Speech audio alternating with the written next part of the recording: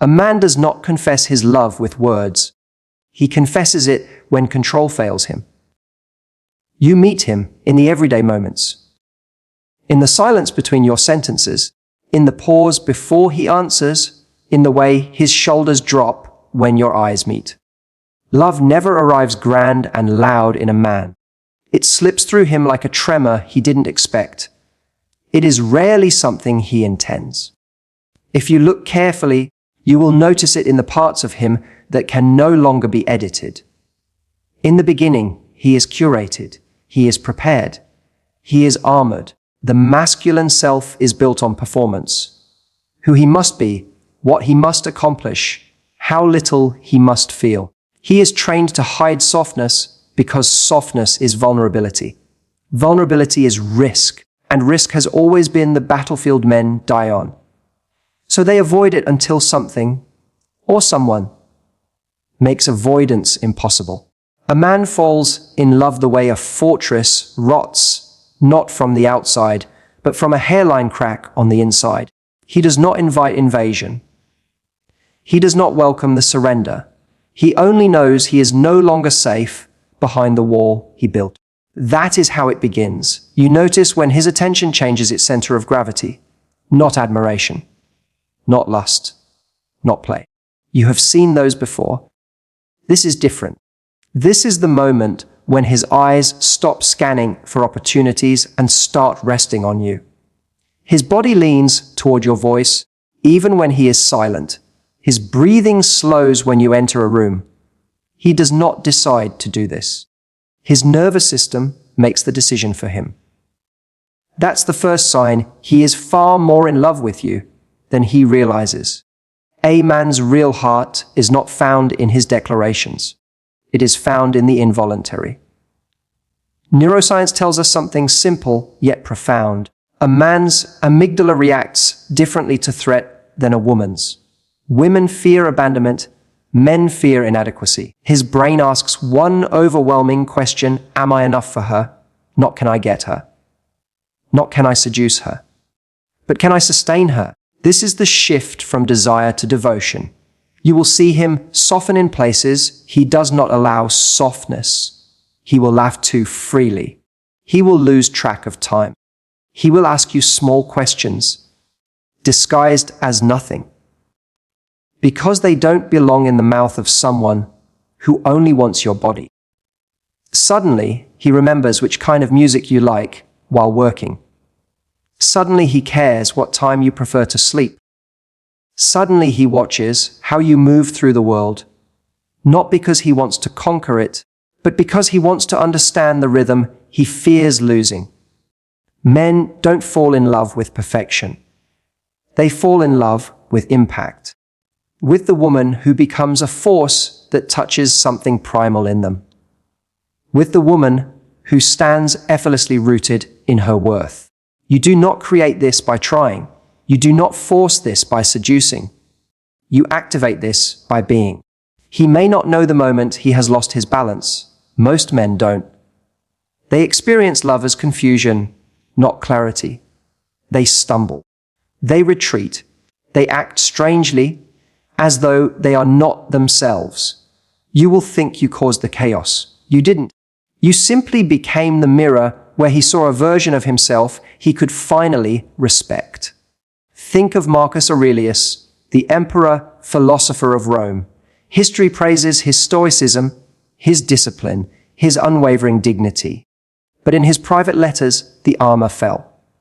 When he spoke of Faustina, his wife, the controlled cadence of an emperor vanished. His sentences became messy, tender, human.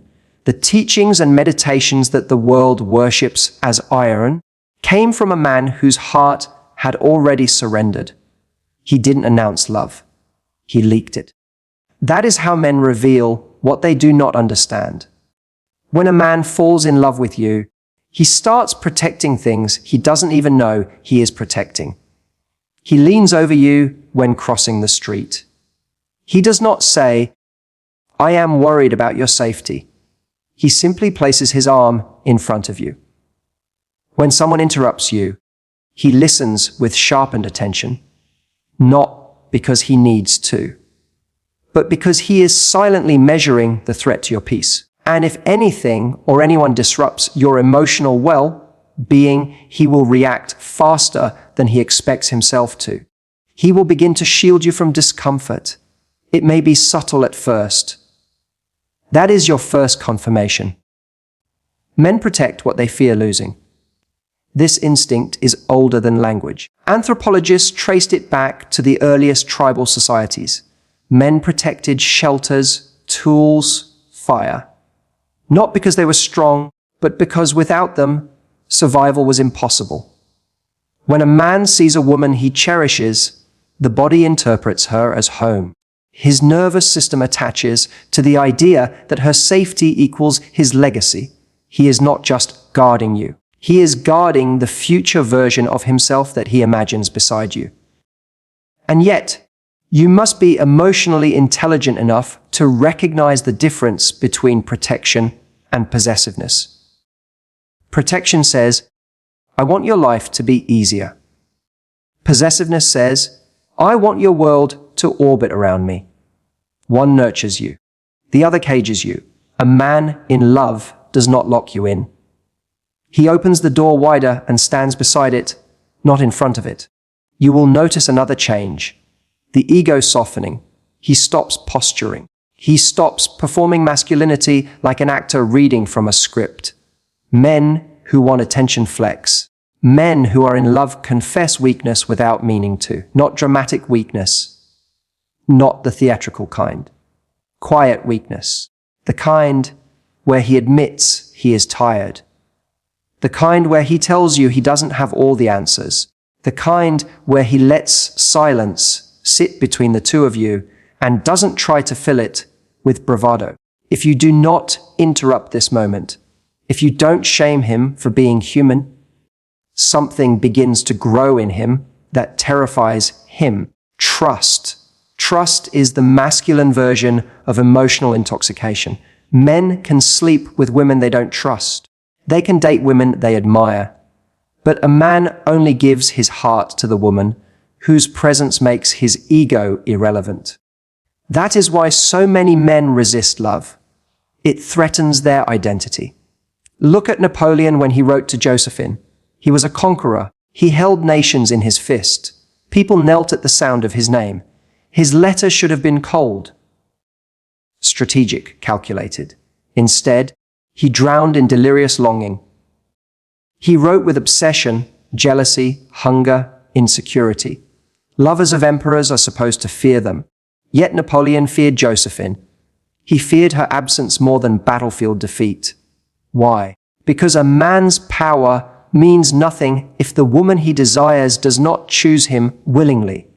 You may not see this at first. Men do not always express affection in a feminine language.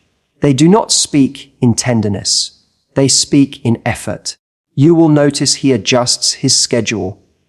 He makes time even when he claims to be busy. Time becomes the resource he spends first. Not money, not compliments, not flattery. Money can be replaced. Words are cheap, but time is oxygen. A man gives oxygen only to what he cannot live without. He will drive to see you even when he hates traffic. He will stay awake when his eyes are burning just to hear your voice. He will meet you after a long day and pretend he isn't tired, because your presence is the only place his nervous system rests. He might even try to hide it. He may laugh it off. He may pretend you are just cool to be around. Don't believe the casual front. Watch the investment. Men don't hide love. They hide the fear of loving. There is a difference. A man who is infatuated becomes chaotic. His actions are inconsistent. He tries too hard to impress you. A man who is genuinely falling, truly falling, becomes grounded. He doesn't chase validation. He simply keeps showing up, not loudly, not dramatically, consistently. The masculine does not commit with words. It commits with presence. You may think this is too good to be true. You might ask yourself, maybe he is like this with everyone. No. Men test everyone. They only surrender to one. But here is the cruel paradox. When a man is finally faced with the intensity of his own feelings, he retreats. Not because he does not care, but because he cares too much. Love exposes him to failure, to inadequacy, to a mirror he cannot control. Men who were never allowed to be weak panic when the heart demands vulnerability. The masculine psyche protects itself with denial. It convinces the mind, it's not that serious, I'm fine. It's casual. But the body knows better. Watch what his nervous system does. If he starts acting clumsy around you, if he loses eloquence, if he forgets what he was saying mid-sentence, he is not distracted. He is deregulated, because you are not a convenience. You are a trigger, the kind that awakens dormant longing. Imagine a fortress built for war, wide walls, heavy gates, iron bars. A single arrow slips through a missing stone. The guards cannot explain it. They do not know which direction it came from or when the stone cracked. They only know the fortress is not impenetrable anymore. Love enters a man like that arrow, quietly, without asking permission, hitting where words cannot reach. You do not need to force this moment, you only need to receive it. The most feminine, magnetic women do not chase. They do not interrogate, they do not audition for affection. They allow the masculine to experience them. Slowly, richly, consistently, until the man's own fear becomes his teacher. Men are not afraid of love. They are afraid of what love demands. To show the boy they once were. To admit the scars they still carry. To confess the hopes they keep hidden. To kneel emotionally to a woman they respect. This is why men fall in love with presence, not performance. Think of Spartan warriors. Legends speak of them not as brute soldiers, but as men who died defending what was theirs. They were not motivated by victory. They were motivated by legacy. Their devotion was not to conquest, it was to home. Men fight for the woman who becomes home. If you remain still, emotionally anchored, he will gradually step toward you without realizing it. His sentences will stretch longer. His questions will become deeper. He will ask where you are going, who is picking you up, when you'll be back, not to control you, but because the idea of losing contact harms his nervous system. This is why a man who is truly falling does not disappear. He becomes present in small ways he cannot explain. He will start asking for your opinion, not just on clothes or restaurants, but on decisions that shape his identity, career, family, conflict. A man only asks a woman he reveres for guidance. Men don't ask strangers for emotional direction. They ask the one woman whose voice they cannot bear to disappoint. And then it happens, the emotional accident. He reveals something too vulnerable, too personal, too exposed. Maybe he tells you about his childhood. Maybe he describes a regret he has never spoken aloud. Maybe his voice cracks. Maybe he apologizes for oversharing. That apology is the confession. He's not sorry for speaking.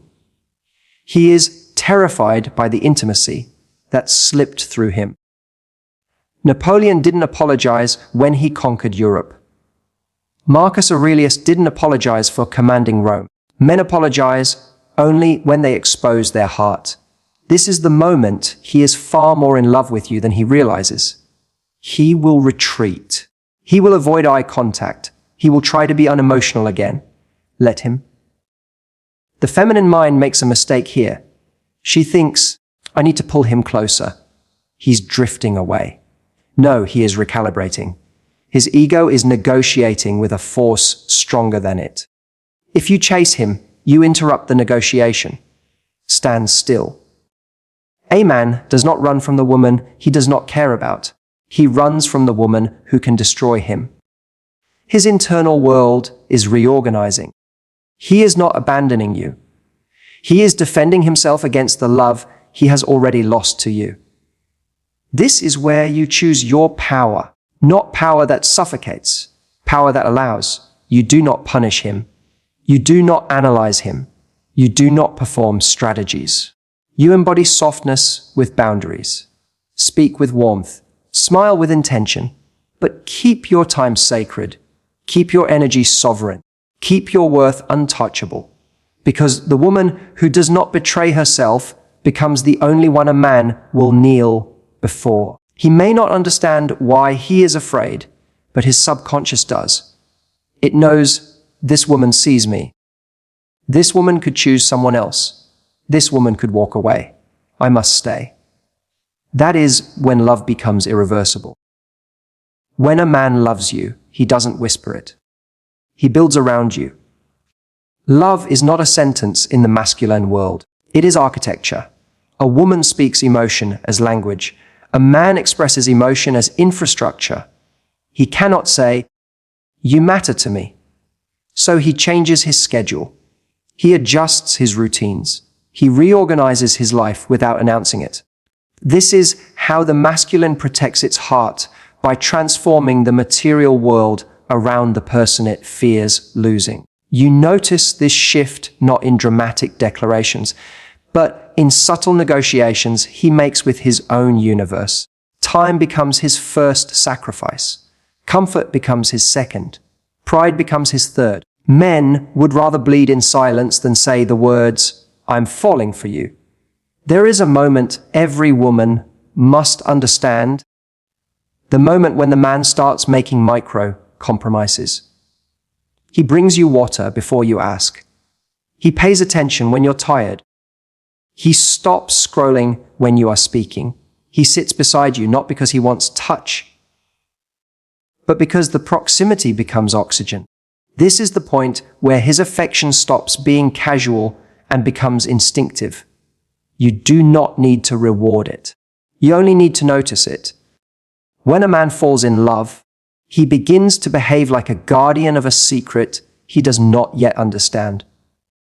He studies your rhythms quietly, how you respond to stress, how you handle discomfort, how you recover from disappointment. He is not analyzing you to judge you. He is memorizing the blueprint of how to protect you. Men fall in love through observation. Women fall in love through connection. This is why women are confused when a man's heart opens. He does not speak it. He behaves it. You say something painful from your past. You expect a reaction. You expect empathy, comfort, softness. He becomes silent, not because he lacks emotion, but because his brain immediately goes to solution. This is masculinity. I do not soothe pain with words. I eliminate the source of pain. If I cannot eliminate it, I carry it with you. He is not being cold. He is revealing a primitive truth. Men protect first, they comfort second. This instinct is ancient. In warrior societies, comfort came after safety. The shield was lifted before the hand was held. In medieval Japan, samurai did not express devotion to loved ones with poetry in public. Their poetry was reserved for death, for loss, for the moments when pride could no longer defend the softness inside them. They expressed love by returning alive, by standing between danger and those they cherished. Love was not spoken. It was earned through endurance. When a man begins to love you, he becomes a samurai of his own daily life. He chooses the route that avoids risk. He changes the tone of his voice when he speaks to you. His hand steadies when you lean into him. He walks on the outer side of the sidewalk, where the road is. He positions his body around yours subtly. You think these are meaningless gestures. They are not. They are biological confessions. Because the male brain does not protect what it does not value. When a man is indifferent, he lets the world touch you. When a man is aroused, he wants access to you. When a man is in love, he stands between you and the world. Women often mistake desire for love. Men, in contrast, mistake fear for love. Fear of losing, fear of inadequacy, fear of not being enough. Ask any seasoned general, battle is never about defeating the enemy. It is about protecting what stands behind you. Alexander the Great wept not because of conquest, but because he feared there would be nothing worthy left to protect. He didn't fear losing wars. He feared losing legacy, and legacy is always attached to the heart. When a man falls for a woman, he attaches legacy to her presence. He may not say it, but his behavior will scream it. He starts imagining you in his future plans. He talks about goals. He talks about finances. He discusses his flaws. He explains his history, not to impress you, but to earn your understanding. This is when many women sabotage themselves. They reply with performance. They begin nurturing too much. They begin over-explaining. They try to prove their value. You must not prove anything. Because in masculinity, value is not spoken. Value is felt. A high-value woman does not apply for love. She allows a man to qualify. Or your softness is not a weapon. It is currency. Your silence is not weakness. It is power. Your standards are not barriers. They are invitations to rise. When he begins to open, do not rush into his heart and rearrange it. Do not invade the spaces he offers. Do not interrogate the tender admissions. Simply receive them. The feminine that receives becomes unforgettable. The feminine that demands becomes replaceable. This truth is uncomfortable, but it is real. Men do not bond with women who seek to repair them. Men bond with women who witness them. The reason is biological. The male psyche has been conditioned through thousands of years to gain dignity through competence. When he loves you, your opinion becomes the judge of his competence. If you try to fix him, you confirm his deepest fear. I am inadequate. But if you witness him, if you listen, if you acknowledge, if you do not try to control his growth, he feels chosen, not pitied. Ancient Rome understood this in their military code. A soldier's greatest shame was not defeat, it was being seen as weak by someone he respected. Their leaders could punish them, but if a woman they admired looked upon them with disappointment, many wrote that it hurt more than injury or humiliation. Men will bleed for admiration. They will die for honor, but they will surrender only for love. When he sees you, calm and anchored, he becomes willing to unravel his armor. He will share something he has never shared. He may admit he misses you. He may tell you about a past betrayal. He may confess a dream that he is afraid to pursue. Do not react instantly. Let his words rest between you. Make him feel the weight of being heard, because what you are giving him is not validation. It is emotional sanctuary. A man in love behaves like a strategist of his own vulnerability. He will test you gently. He will reveal small truths. He waits to see if you weaponize them. If you stay dignified, not dramatic, not judgmental, not hysterical, he will give you more. And then the shift happens. The masculine begins to invest in your emotions, not just your presence. You mention you are overwhelmed. He offers solutions. You mention you feel unsafe. He becomes restless until you are protected. You mention your dreams. He starts planning how to support them. This is the moment where he is no longer pursuing you as a partner. He is integrating you into his identity. When a man is truly in love, he will reorganize his life around the woman he fears failing. You will feel it in his actions. He becomes more decisive, more focused, more ambitious. Love does not weaken a man. It activates him. Look at the great leaders and thinkers of history. Many were unremarkable until they met the woman who became their axis. Johann Wolfgang von Goethe, a titan of literature, wrote that without Charlotte Buff, the world would never have known the sorrows of young Werther. He did not credit her as muse. He credited her as catalyst. His genius sharpened when touched by the feminine that showed him what longing could become. Men do not elevate because they are loved. They elevate because the woman they love becomes the mirror of their greatness. That is why the feminine must never shrink, never beg, never chase, never apologize for her standards. The man is not falling for a role you play. He is falling for the gravity of who you are. And the moment he senses that you are not trying to capture him, that you are not desperate, that you are not performing, something terrifying and beautiful happens.